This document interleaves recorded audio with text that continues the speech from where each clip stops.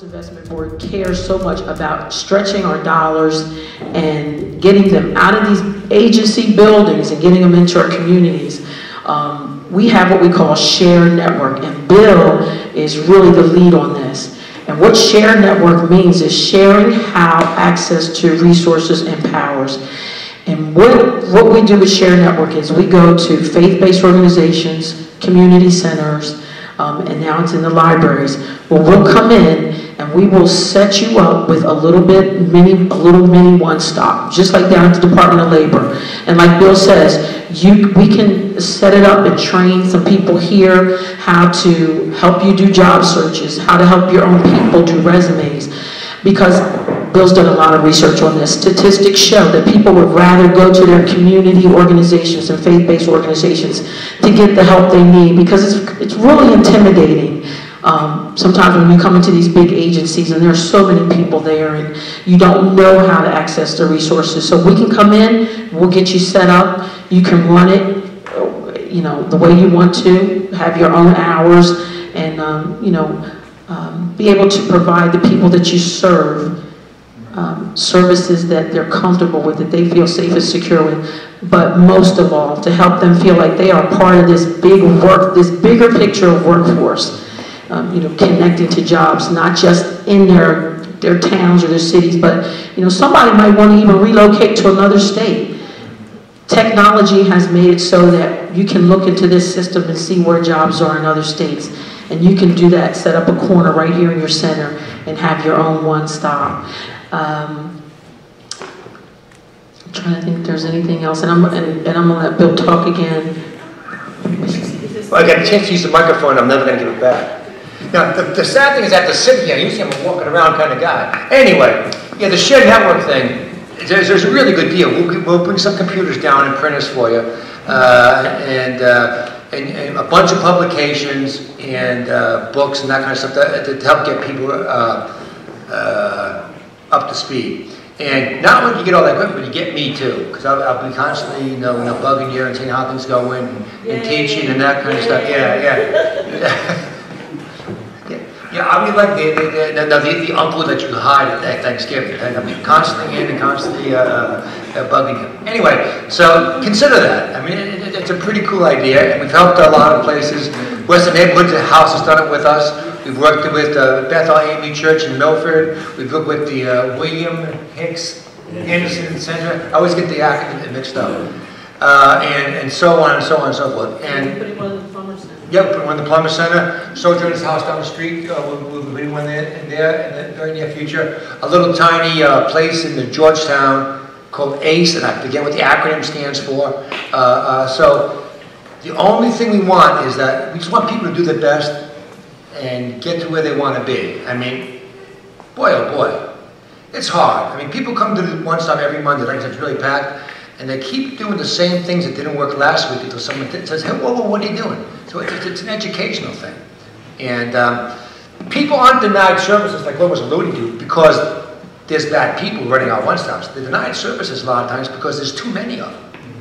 So the more folks we can get doing remote things someplace else, the more people get attention someplace else, and they can come to us when they're more ready. Follow me? Yeah. Okay. I bust it. The training providers that are on our list, I'll talk a little bit, and then if you want, Brother Dwight, you can open up for questions. I'll say this. During this downtime, the recession, the economy, our president, our government made available a lot of training dollars. And personally, I feel that while we're in this downtime, you should be getting some additional education. Get some certifications in the types of jobs that you're interested in. There are training funds available. If you go to a private business or trade school, if you're eligible, you're able to get an ITA, an individual training account voucher for $4,500. That's good money. That's good training money going toward a good purpose. That's toward building more skills and making you a better asset and a better marketable product for yourself.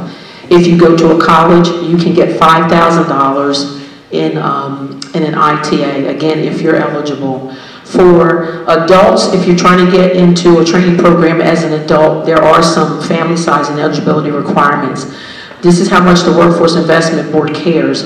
We've raised the income standard so that more people qualify.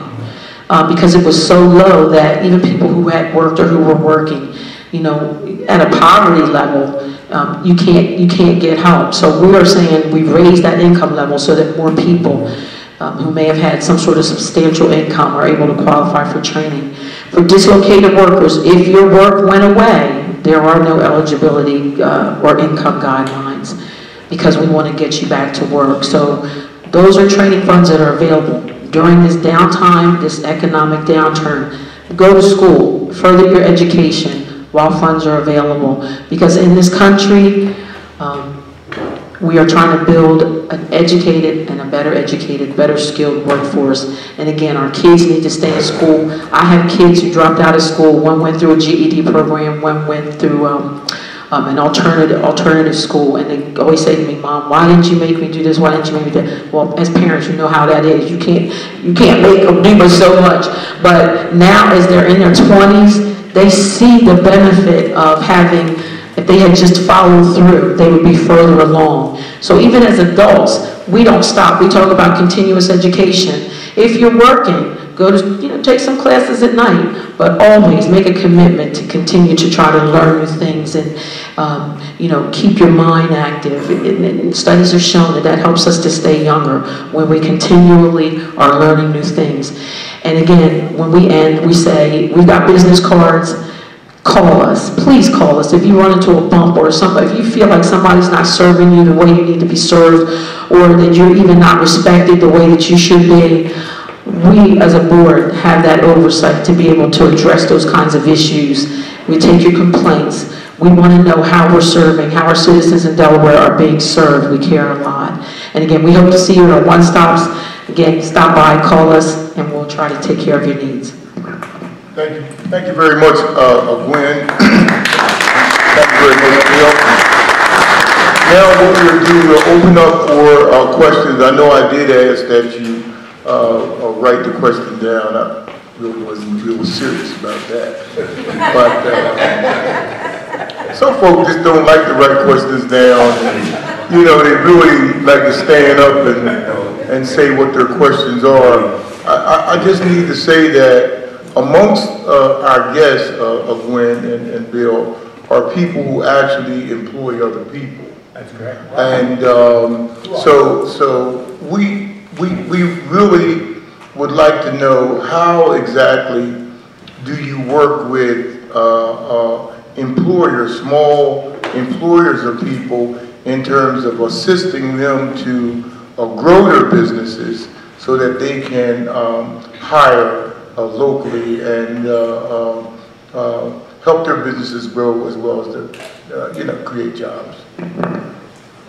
That's my first question.